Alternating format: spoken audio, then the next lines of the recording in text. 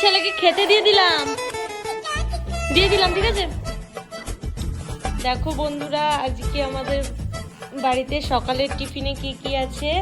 এখানে কালকে মা রস জাল দিচ্ছিল, তোমাদের তো ভিডিওটা শেয়ার করলাম।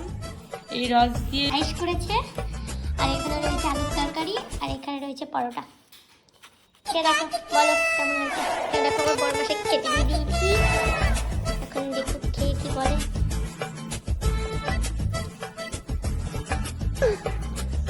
गोलमाल है भाई, सब गोलमाल है। কি হলো? Bye bye, tata, good bye, गया। হ্যাঁ, কি হয়েছে?